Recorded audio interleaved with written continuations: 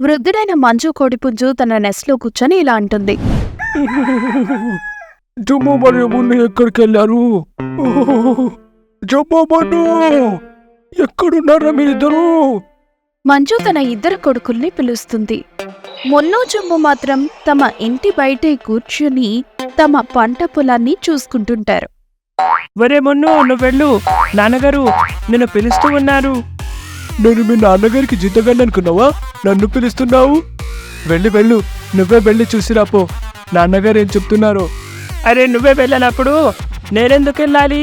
నువ్వు ఇక్కడే కూర్చో, నాకేం చెప్తున్నావు? ఇద్దరు అన్నదమ్ములు అలానే కూర్చుంటారు.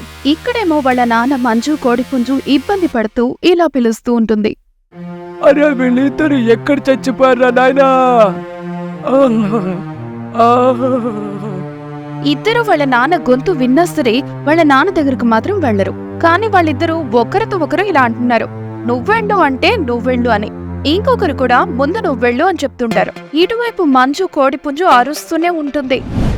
మంజు కోడిపుంజు తన ఇద్దరు సోమరిపోతులైన కొడుకులతో కలిసి చిన్న గుడిసె ఇంట్లో అడవిలో జీవిస్తుంటుంది. మంజు కోడిపుంజుకు తన ఇంటి ముందే పొలం ఉంటుంది. అందులో మంజు వరి పంట వేసి వ్యవసాయం చేస్తుండేది. తన కొడుకులు సోమరిపోతులు మాత్రమే కాదు, చిన్నతనం నుంచి అన్నదమ్ములిద్దరూ అచ్చం బద్ద శత్రువుల్లా పెరిగారు. వాళ్ళెప్పుడూ కలిసుండేవాళ్లే కాదు, ఎప్పుడూ ఒకరినొకరు ద్వేషించుకుంటూనే ఉండేవారు. అలా అరిచి అరిచి మంజు కోడిపుంజు చనిపోతుంది. మంజు చాలా కాలంగా జబ్బుతో బాధపడుతుంది. కొద్దిసేపటికి, అరే, నాన్నగారి మాటలెందుకు వినిపించడం లేదు? నాకేం తెలుసు? ఇద్దరు అన్నదమ్ములు ఇంట్లోకి వెళ్లి చూస్తారు. లోపల మంజు కోడిపుంజు పడిపోయి ఉంటుంది. తన తండ్రి చనిపోవడం చూసి జుమ్ము మున్ను ఇద్దరూ బాగా ఏడుస్తూ ఉంటారు. జమ్ము, నీ కారణంగానే నాన్నగారు చనిపోయారు. నువ్వు నాన్న దగ్గరికి సమయానికి వచ్చుంటే ఈరోజు నాన్నగారు బ్రతికి ఉండేవారు. నా కారణంగా కాదు, నీ కారణంగానే నాన్నగారు చనిపోయారు. నువ్వు నాన్నగారి దగ్గరికి రావాల్సి ఉండేది. ఇలా మళ్ళీ ఇద్దరూ ఒకరితో ఒకరు గొడవ పడ్డం మొదలు పెడతారు. వాళ్ళిద్దరు అన్నదమ్ములు అలానే ఉన్నారు, ఎప్పట్లానే గొడవ పడుతూ. కొన్నాళ్ల తర్వాతకి ఇద్దరు అన్నదమ్ములు వేరుపడ్డారు. జుమ్ము కోడిపుంజు ఒక చిన్న ఇంట్లో ఉంటుంది. మొన్ను కోడిపుంజేమో తన తండ్రి యొక్క మరో ఇంట్లో ఉంటూ ఉంటుంది. మంచు కోడిపుంజుకు 2 ఇళ్లుండేవి. అవి దగ్గరగా ఉండేవి. అలాగే తన ఇంటి ముందు మధ్యలో ఒక పొలం ఉండేది. ఒకరోజు సాయంత్రం ఇద్దరు అన్నదమ్ములు బయటికి వచ్చి ఇలా మాట్లాడుకుంటారు. చూడుమును, మనం ఇళ్ళనైతే పంచుకున్నాము, ఇక మనం నాన్నగారిచ్చిన ఈ పొలాన్ని కూడా పంచుకోవాలి. కాబట్టి పొలంలో సగం భాగం నాది, సగం భాగం నీది. నువ్వు నా భాగంలో పంట వేయకూడదు, నేను కూడా నీ భాగంలో పంట వేయను. అర్థమైందా? ఇద్దరు అన్నదమ్ములు మంచు పొలాన్ని చెరుసగం పంచుకుంటారు. దీంతో పొలం 2 భాగాలవుతుంది. ఒక భాగంలో మున్ను వరి పంట వేస్తే మరొక భాగంలో జుమ్ము కూడా వరి పంటనే వేస్తుంది. కొన్ని రోజులు అలా గడిచిపోతూ ఉంటుంది. ఇద్దరు అన్నదమ్ములు ఒకరితో ఒకరు మాట్లాడుకోరు, కనీసం చూసుకోరు. ఓ రోజు ఇద్దరు అన్నదమ్ముల వరి పంట కోతకొస్తుంది. ఇద్దరు అన్నదమ్ములు తమ పొలం దగ్గరకు వెళ్లి చూస్తుంటారు. పద, పంట అయితే చేతికొచ్చింది, ఇక ఈ ధాన్యం రేపే కోస్తాను. అయితే నేను కూడా నా ధాన్యం రేపే కోస్తాను. ఆ రోజు రాత్రి పెద్ద తుఫాను కారణంగా భారీ వర్షం పడుతుంది. ఈ వర్షం వల్ల జుమ్ము మున్ను ఇద్దరి పంట నాశనమైపోతుంది. తర్వాత రోజు ఉదయం ఇద్దరు అన్నదమ్ములు వారి ఇంటి బయటకొచ్చి చూస్తారు. తమ పంట మొత్తం నాశనమైపోవడం చూసి ఇద్దరు అన్నదమ్ములు ఇలా అనుకుంటారు. అరే, నా పంట అంతా ఎవరు నష్టం చేశారు?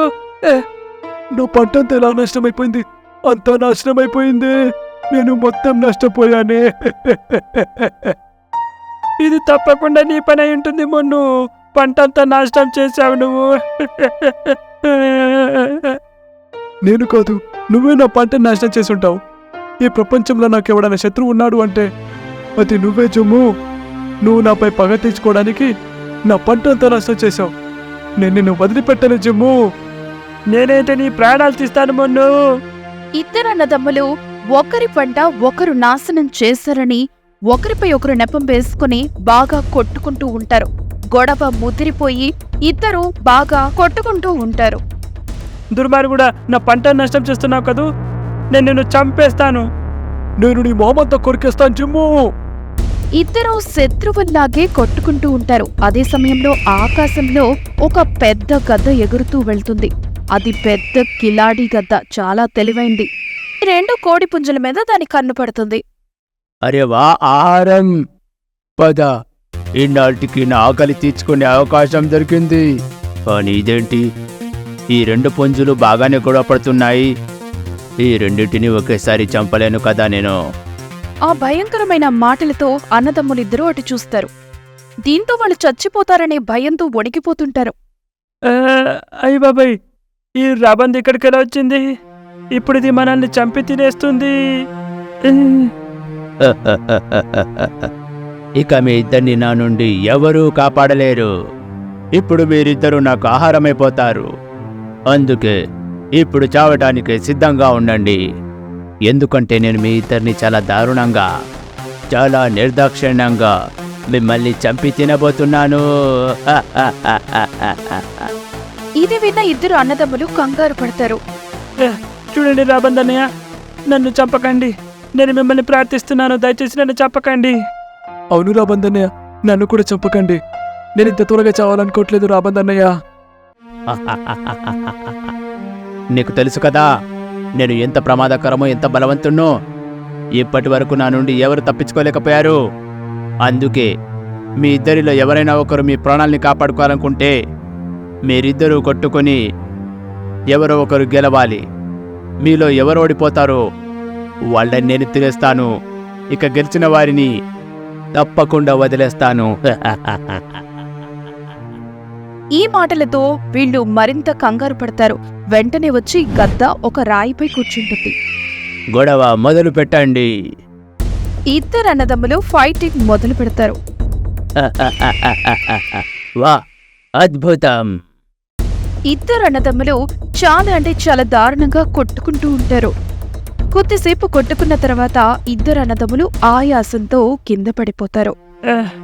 లేచిమ్ము, ఈ పందెం నీవే గెలవాలి. లేవును, ఓడిపోకు. ఇలా అనుకుని ఇద్దరు లెగిచి నిల్చుంటారు. మళ్ళీ గొడవ పడ్డం మొదలు పెడతారు. ఇద్దరి శరీరంలో నుండి భారీగా రక్తం వస్తూ ఉంటుంది. ఇద్దరూ చాలా దారుణంగా గాయపడినా సరే ఆ పెద్ద గద్దకి ఆహారంగా మారకుండా ఉండడానికి ఇంకా గొడవ పడుతూనే ఉంటారు. కొద్దిసేపటికి నేను పక్క చెరువులో నీళ్లు తాగడానికి వెళ్తున్నాను. మీరిద్దరూ కొట్లాడుకుంటూ ఉండండి, నేను మిమ్మల్ని చూస్తూనే ఉంటాను. దగ్గరలో ఓ చెరువు ఉంటుంది. అక్కడ గద్ద నీరు త్రాగడానికి వెళ్తుంది. అదే సమయంలో చమేలి అనే పిచ్చుక ఇద్దరు అన్నదమ్ముల వద్దకొస్తుంది. అరే పుంజన్నయ్యలు, మీరిద్దరూ ఎందుకు గొడవ పడుతున్నారు? ఈ పోటీలో ఎవరు గెలిస్తే వారిని ఆ రాబందు వదిలేస్తుంది. ఓడిపోయిన వాళ్ళని అది చంపేస్తుంది. అందుకే మేమిద్దరం గెలవటానికి కొట్టుకుంటున్నాం. అరే పిచ్చి పుంజులారా, ఆ రాబందు మిమ్మల్ని ఇద్దరిని మూర్ఖుల్ని చేస్తుంది. దానికి తెలిసేంటంటే మీరిద్దరు గనక దాంతో పోరాడినట్లయితే మీ ఇద్దరి బలం కంటే ఆ రాబందు బలం తక్కువ పడుతుంది అని. ఆ రాబందు మిమ్మల్ని ఇద్దరిని ఒకేసారి చంపలేదు. అందుకే మీ ఇద్దరి మధ్య ఉన్న శత్రుత్వాన్ని ఆసరాగా చేసుకుని మీ మధ్య గొడవ పెడుతుంది. ఎందుకంటే దాంతో మీరిద్దరు కొట్టుకొని గాయాల పాలవ్వాలని చేస్తుంది. దాంతో అది మిమ్మల్ని ఇద్దరిని చంపుకొని తినేస్తుంది. దీంతో ఇద్దరు అన్నదమ్ములు ఆశ్చర్యపోయి చూస్తారు. అరే ఇదైతే మేము ఆలోచించలేదు. ఒకవేళ మేమిద్దరు అన్నదమ్ములం కలిసి ఆ రాబందును ఎదిరిస్తే అది మమ్మల్ని ఏమీ చేయలేదు. అంటే దీని అర్థం ఆ రాబందు మా ఇద్దరి మధ్య ఉన్న శత్రుత్వాన్ని ఆసరాగా చేసుకుని మమ్మల్ని మూర్ఖుల్ని చేసింది. ఇక లేవండి, ఇక మీ మధ్య ఉన్న శత్రుత్వాన్ని మర్చిపోయి ఆ రాబందుని ఎదిరించండి. మీ ఇద్దరి ఐకమత్యం మరియు బలం చూసి ఆ రాబందు బలహీనమైపోతుంది. దాంతో అది మిమ్మల్ని ఏమీ చేయలేదు. గద్ద బండి జుమ్ము మున్ను దగ్గరికి వస్తూ ఉంటుంది. ఇది చూసిన చమేలి చిలుక అక్కడి నుండి వెళ్ళిపోతుంది. మున్ను, మనమిద్దరం పోట్లాడుకొని బలహీనపడవద్దు. ఇక మనమిద్దరం కలిసి ఆ రాబందుని ఎదిరిద్దాం. అవును జమ్ము. అలా గద్ద ఎగురుతూ ఇద్దరు అన్నదమ్ముల వద్దకొస్తుంది. ఇద్దరూ అలా నుంచొని చూస్తూ ఉండడంతో